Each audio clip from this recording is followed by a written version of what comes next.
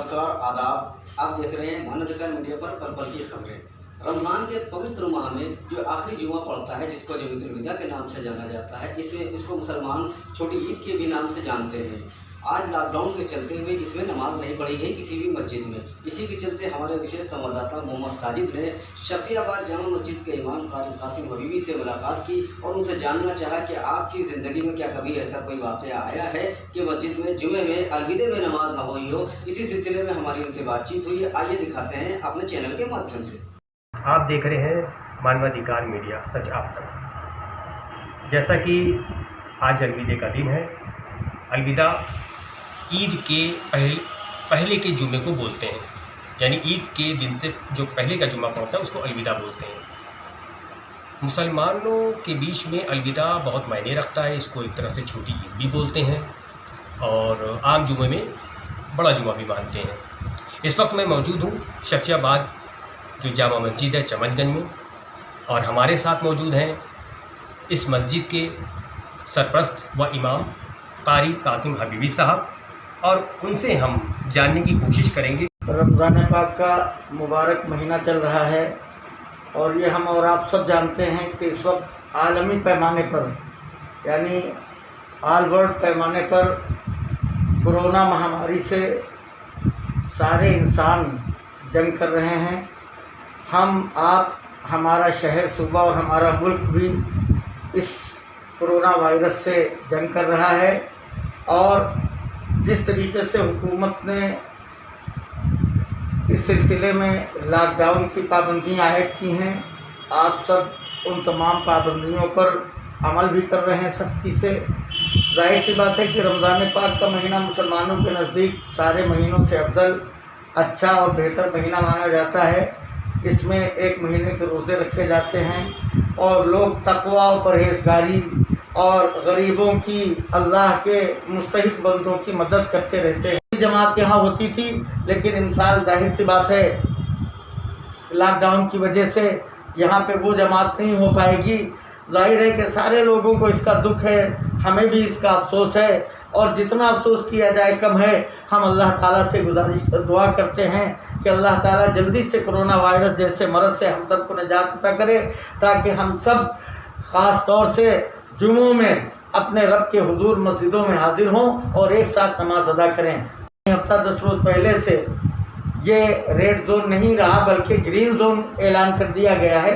लेकिन हमारे भाई इस बात का लिहाज और इस बात का ख्याल रखते हैं, हमारे तमाम महल्ले वाले, कि इसके बावजूद भी भीड़ भाड़ लगाने से परहेज़ करते हैं। और मैं खड़ा हूँ इस टाइम पे यतीम खाने की मस्जिद के पास। आप देख सकते हैं कि मैं यतीम खाने के सामने खड़ा हूँ। हर साल अलविदे वाले दिन यहाँ पे नमाज़ होती थी। मुसलमान भाई बहन, हमारे मुसलमान भाई, मुस्लिम समुदाय के लोग जो यहाँ पे अलविदे में नमाज़ अदा करते थे हर साल। लेकिन आज जो हालात चल रहे हैं महामारी को लेकर के, कोरोना को लेकर के, उसके तहत इस साल अलविदे की नमाज़ यहाँ पर अदा नहीं की जाएगी। इससे पहले नमाज़ होती थी, अलविदे की नमाज़ होती थी। सैकड़ों की तादाद में मुस्लिम भाई यहाँ पर नमाज़ अदा करते थे, खुशी का माहौल हुआ करता था।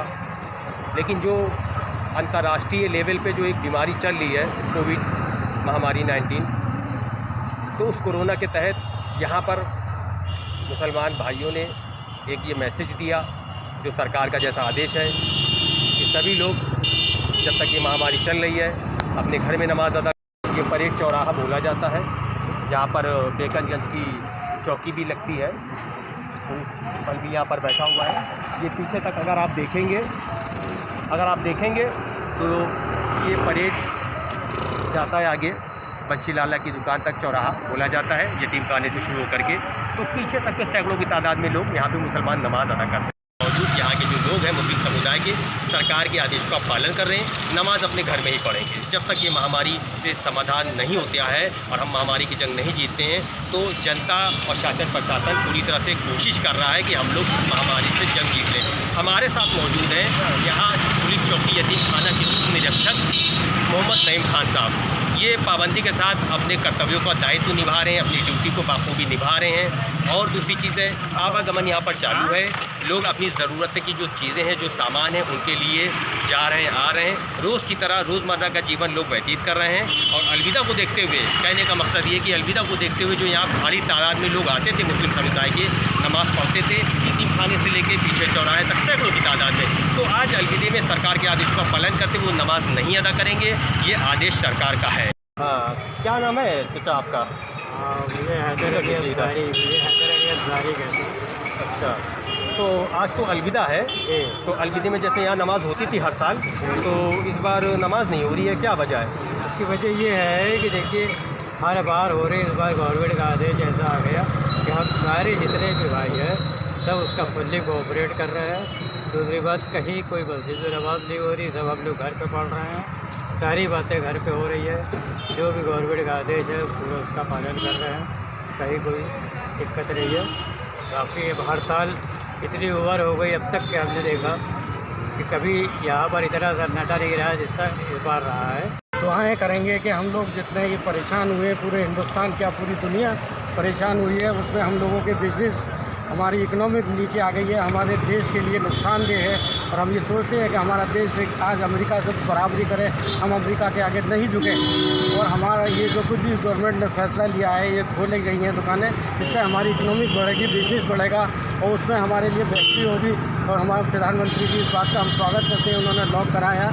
और ये आइंदा भी अगर कोई भी चीज़ आती है तो हम गवर्नमेंट के साथ हैं, हमेशा हम अपनी वक़्फ़ कर देंगे अपनी ज़िंदगी। क्या नाम है आपका? मेरा नाम नकीब अंसारी है। नकीब अंसारी साहब ये बता रहे थे कि जो आर्थिक समस्या बनी हुई इस वक्त बीमारी को देखते हुए ये हिंदुस्तान में और कानपुर शहर में, तो वहाँ पर भी सभी साथी जो हैं, जो मुस्लिम समुदाय के लोग हैं या जो भी भारतवासी हैं, सब कंधे से कंधा मिलाकर चल रहे हैं और माननीय प्रधानमंत्री जी के आदेशों का पालन कर रहे हैं। और आगे भविष्य में कभी भी अगर ऐसी कोई जटिल समस्या आएगी तो सभी भारतवासी एक हैं, सरकार के साथ कदम से कदम मिला करके चलेंगे, सरकार को कोऑपरेट करेंगे और उसके बाद ही हम लोग खुशी मनाएंगे।